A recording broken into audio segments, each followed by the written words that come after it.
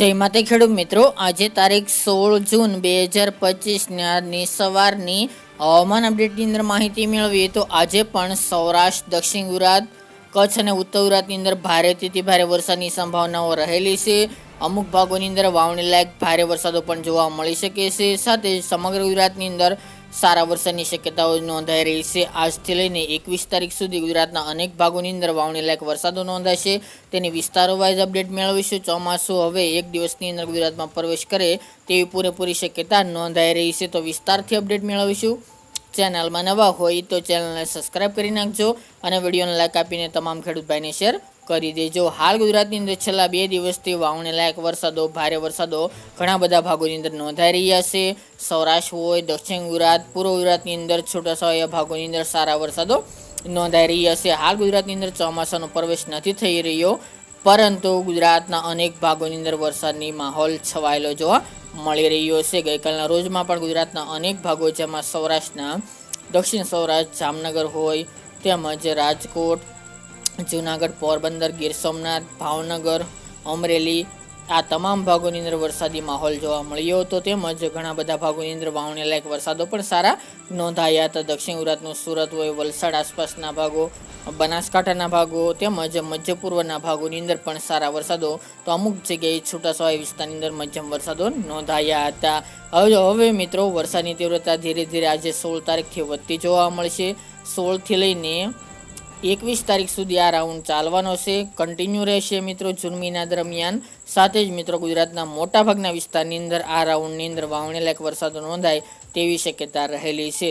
દરરોજને દરરોજ વિસ્તારો અલગ હશે, તેમજ મિત્રો વિસ્તારોમાં પણ વધારો થઈ શકે છે અને ગાજવીજ, તોફાની પવનની સંભાવના દેખાઈ રહી છે. તેની સાથે મિત્રો ઘણા બધા ભાગોની અંદર અતિ ભારે વરસાદો પણ જોવા મળશે. આજે મિત્રો 16 તારીખની વાત કરીએ તો વિસ્તારોની, તો ખાસ કરીને દક્ષિણ સૌરાષ્ટ્રમાં ગીર સોમનાથ, પોરબંદર, દ્વારકા, જામનગર, રાજકોટ, અમરેલી અને જૂનાગઢ, આ ભાગોની અંદર મિત્રો ભારેથી ભારે વરસાદો નોંધાશે. અમુક સેન્ટરોની અંદર તેમજ વાવણી લાયક વરસાદો તો અમુક જગ્યાએ હળવા સામાન્ય ઝાપટા જોવા મળી શકે છે. કચ્છના પણ અમુક ભાગોની અંદર આજથી લઈને 21 તારીખ દરમિયાન ભારે વરસાદની સંભાવના અમુક વિસ્તારની અંદર નોંધાઈ રહી છે.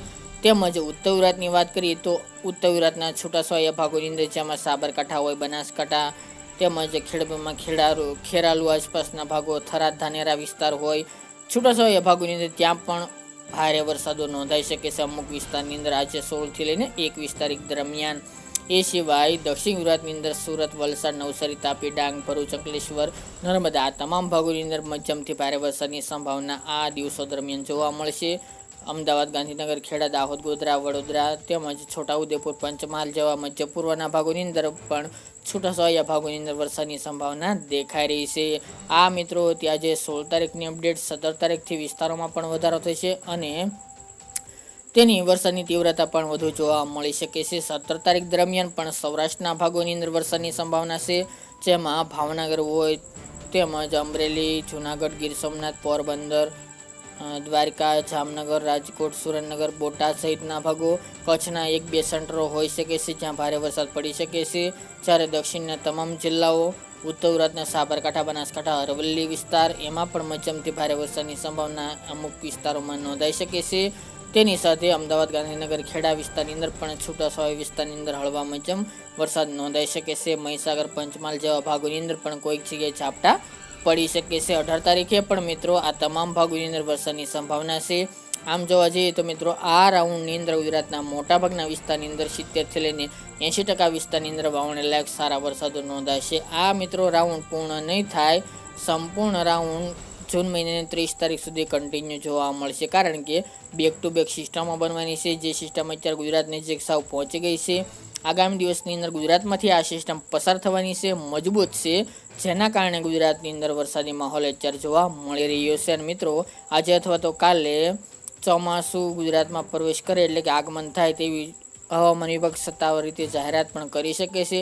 જેની તમામે ખેડૂત ભાઈ નોંધ લેવી. તો મિત્રો ગુજરાતની અંદર ચોમાસું પ્રવેશ કરતા વરસાદની ગતિવિધિમાં વધારો થશે, વિસ્તારોમાં પણ વધારો થશે. ગુજરાતના મોટાભાગના વિસ્તારની અંદર વાવણી લાયક વરસાદો થાય તેવી હાલ સંભાવના રહેલી છે. તેની સાથે મિત્રો ગરમી, ઉકળાટ અને બફારાનું પ્રમાણ યથાવત જોવા મળશે, પરંતુ એક દિવસ મોડું ત્યાં વરસાદી માહોલ છવાશે, જેના કારણે તેમાંથી રાહત મળી શકે છે. હાલ મિત્રો કન્ટિન્યુ 15 દિવસ દરમિયાન વરસાદી માહોલ યથાવત જોવા મળશે. તમામ ભાગોનો વારો આવી જશે, એટલે કોઈ ખેડૂત ભાઈએ ચિંતા કરવાની જરૂર નથી. તો મિત્રો આ અત્યારની વહેલી સવારની અપડેટ. ફરી એક નવી વિડીયો સાથે મળીશું.